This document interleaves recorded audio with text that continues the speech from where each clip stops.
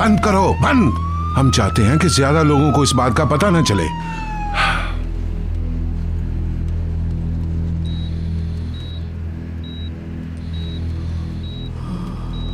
इसका बहुत खून बह चुका है। कुछ नहीं होगा, कुछ नहीं होगा बेटा, तुम ठीक हो जाओगे। फिक्र नहीं करो, मैं तुम्हारे साथ हूं ना। मेल्तम,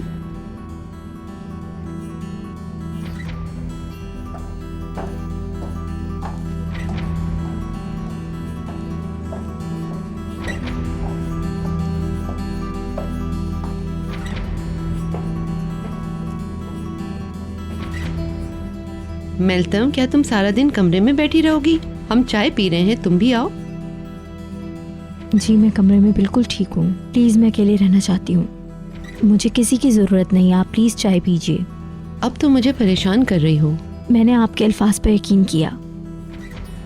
आप हर वक्त सलीम के आगे दीवार बन जाती हो सच जानने के बावजूद। ठीक है, आप उसकी माँ हो और उसकी कही हुई हर बात पे यकीन करते हो कि वो यकीनन सच कह रहा है, पर मैं जानती हूँ वो झूठ है। उस फजूल सी बात को तुम अभी तक सच समझ कर बैठी हो। प्लीज मैं इस बात पर तबसरा नहीं करना चाहती हूँ, मैं पहले ही बहुत थक गई हूँ।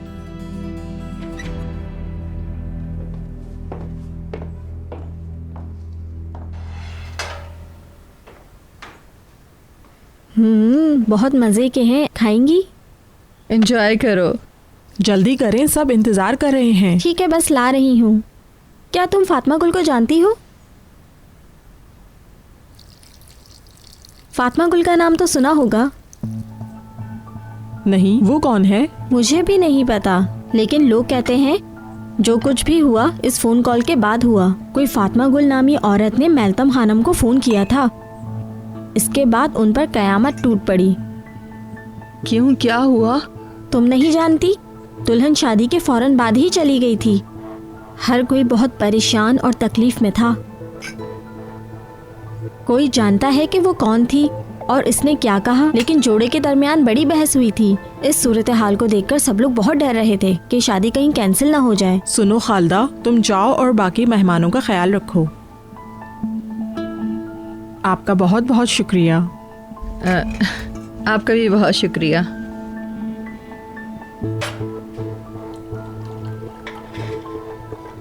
दूसरों के बारे में अल्फाज अच्छे इस्तेमाल किया करो। ये अल्फाज परिहान खानम के कानों में नहीं पड़ने चाहिए।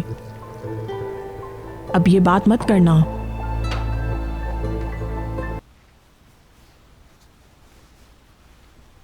हिलो मत भाई।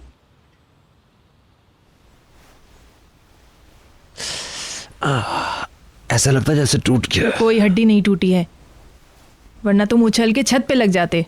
ऐसे मत दुभाएं। इतना शोर क्यों मचा रहे हो? तुम्हारी किस्मत अच्छी है कि मैं तुम्हारी तीमारदारी कर रही हूँ। किस्मत अच्छी है तुम्हारी कि मैं और फातिमा गुल तुम्हारे साथ हैं। वो वकील के दफ्तर जाने को तैयार नहीं है। कहती है कि वो इस भयानक ख्वाब को दोबारा नहीं देखना चाहती, मगर हम सब के लिए तो एक जीता जागता ख्वाब है। पट्टी बांध रही हूँ मैं।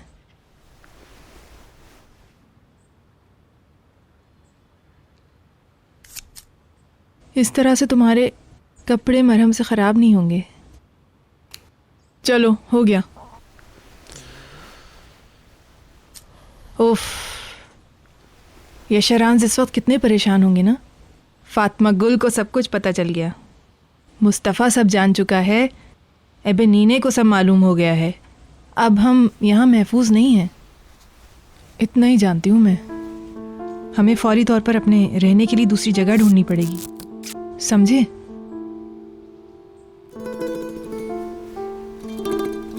या तो यहाँ से निकले या नुकसान उठाने के लिए तैयार हो जाएं हम। तुम भी कुछ कहोगे या मैं ही बोले जाऊं? हम देखेंगे हम क्या कर सकते हैं। ओके।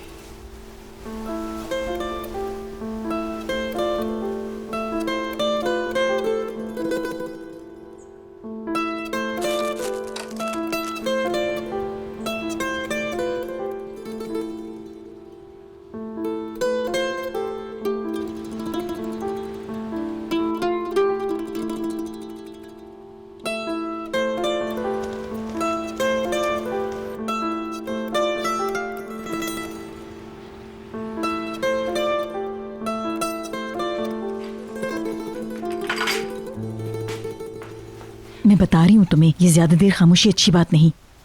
उस आदमी को फोन करके पूछो कि मुनीर के साथ क्या हो रहा है। हाँ, मैं उसे कॉल करके सारी सूरत हाल का पता करूंगी। फातिमा गुल ने उस लड़की को फोन करके गलती की। अब वो और करीम हालात का सामना करेंगे। मैं अपने बच्चे के साथ कहीं महफूज जगह चली जाऊंगी। जब वो यहाँ रहेंगे ही नहीं तो मैं उनका ख्याल क्यों करूं?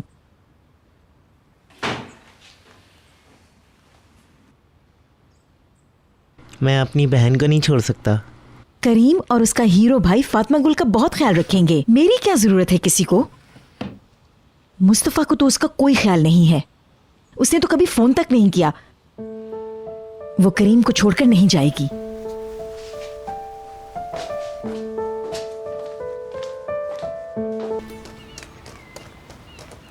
मुराद,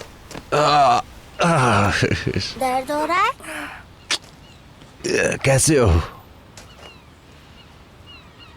मुराद जल्दी से पत्थर जमा कर लो, यहाँ सर्दी है। कल मुझे स्कूल में शेल की ड्राइंग बनानी है। मुझे 100 शेल्स इकट्ठे करने हैं। चलो जाओ जल्दी से।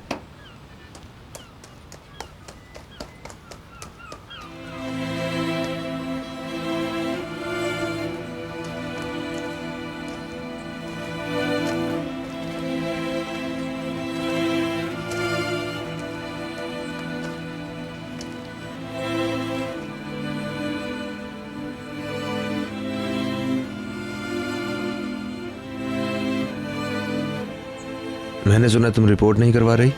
नहीं कराऊंगी, इसलिए अपने दिल को सुकून में रखो। अब तुम्हें मुस्तफ़ा या किसी और का डर नहीं होना चाहिए। मुस्तफ़ा से मैं नहीं डरता था, तुम डरती थी।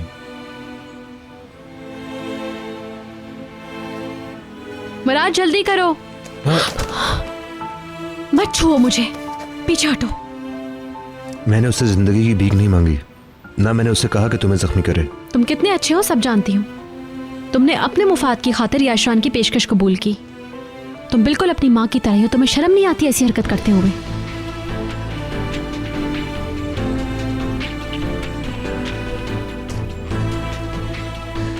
ठीक है, मैं अच्छा इंसान नहीं हूं। तुम मुझसे नफरत करती हो जैसे बाकी दुनिया करती है, लेकिन कभी मेरी माँ के बारे में कुछ मत कहना। अब दोबारा ऐसा मत करना।